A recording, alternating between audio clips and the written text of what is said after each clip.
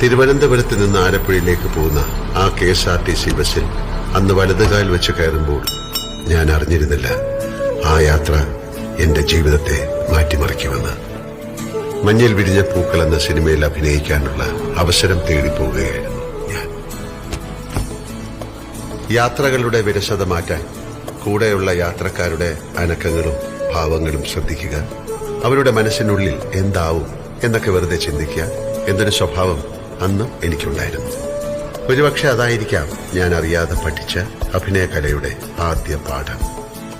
Alappuzha bus ഡിപ്പോയിൽ ഇറങ്ങി നവോദയ സ്റ്റുഡിയോയിലേക്ക് നടക്കുമ്പോൾ ആ ആനവണ്ടിയും അതിലെ മനുഷ്യരും എനിക്ക് ആശംസ പറയുന്ന പോലെ തോന്നി. അഭിനയ പരീക്ഷ കഴിഞ്ഞ് ഞാൻ മടങ്ങിയതും പ്രിയപ്പെട്ട ആനവണ്ടിയിൽ തന്നെ. പോയ ഞാനല്ലായിരുന്നു തിരിച്ചു വന്നത്.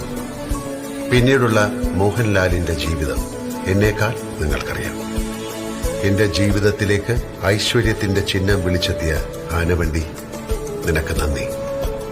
ഇതുപോലുള്ള ശുഭയാത്രകൾ സമ്മാനിക്കാൻ മലയാളിക്കൊപ്പം KSRTC എന്നെന്നും ഉണ്ടാകട്ടെ എന്ന് ഞാൻ പ്രാർത്ഥിക്കുന്നു.